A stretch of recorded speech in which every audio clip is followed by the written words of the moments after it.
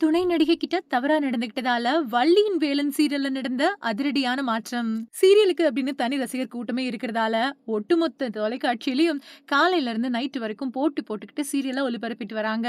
முன்னாடியெல்லாம் திங்கட்கிழமையில இருந்து வெள்ளிக்கிழமை வரைக்கும் மட்டும் தான் சீரியல்ஸ் ஒளிபரப்பாகும். ஆனா சீரியலுக்கு அப்படின்னு தனி ரசிகர்கள் இருக்கிறதுனால, இப்போ சனிக்கிழமையிலயும் சீரியல்கள் ஒளிபரப்பாகுது. ஜீ தமிழ் தொலைக்காட்சியில நைட் 8:30ல இருந்து 9 மணி வரைக்கும் ஒளிபரப்பாகக்கூடிய வள்ளியின் வேலன் இந்த சீரியல பிரதாப் மணி இயக்க, ஸ்ரேயா அஞ்சன், சித்து அப்புறம் ஸ்ரீதர் இந்த மாதிரி நெறைய பேர் நடிச்சிருக்காங்க. அப்பாவோட அன்ப பெற பல வருஷங்களா காத்துட்டு இருக்கக்கூடிய ஒரு பணக்கார குடும்பத்தைச் சேர்ந்த அப்பாவி இளம் பொண்ணு வள்ளிய சுத்தி தான் இந்த சீரியல்ல கதை நகர்ந்துட்டு வருது.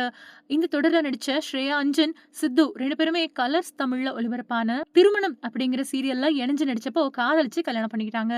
கல்யாணத்துக்கு பின்னாடி சித்து விஜய் டிவில ஒளிபரப்பான ராஜா ராணி 2 சீரியல்ல கதாநாயகனா நடிச்சுட்டு வந்தாரு. அதே மாதிரி ஜீ தமிழ்ல ஒளிபரப்பான ரஜினி சீரியல்ல ஸ்ரேயா நடிச்சுக்கிட்டு இருந்தாங்க. அதுக்கப்புறமா 2 பேரும் ஜோடியா வள்ளியின் வேலன் சீரியல்ல நடிச்சுட்டு வராங்க. விறுவிறுப்பான கதைக்களத்துல ஓடிக்கிட்டு இருக்கக்கூடிய இந்த சீரியலுக்கு அப்படின்னு தனி ரசிகர் கூட்டமே இருக்கு.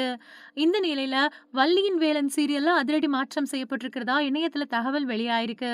அதாவது இந்த சீரியலோட இயக்குனர் பிரதாப் இந்த சீரியல்ல நடிக்கக்கூடிய நாயகன் அப்புறம் நாயகி அப்புறம் சில பிரபலமான நடிகர்கள தாண்டி மத்தவங்க கிட்ட ரொம்பவே மோசமா பேசுறது, மரியாதை இல்லாம ஒருமையில கூப்பிடுறதா புகார் சொல்லப்பட்டிருக்கு. ஒரு துணை நடிகை கிட்ட படப்பிடிப்பு தளத்துல ரொம்பவே அநாகரிகமா நடந்துகிட்டதாவும் சொல்லப்படுது. இந்த விவகாரம் சேனலோட காதுக்கு வர அதிர்ச்சி அடைஞ்ச நிர்வாகம் இயக்குனர வள்ளியின் வேலன் சீரியல்ல இருந்து அதிரடியா நீக்கி இருக்கிறதா சொல்லப்படுது. அது மட்டும் இல்லாம இந்த தொடரோட புதிய இயக்குனரா ஜீவா அப்படிங்கிறவர் நியமிக்கப்பட்டிருக்கிறதாவும் சொல்லப்படுது. இதனால அடுத்தடுத்து வரக்கூடிய எபிசோடுகள் எப்படி இருக்கும் அப்படிங்கிறத பொறுத்திருந்து தான் பார்க்கணும்.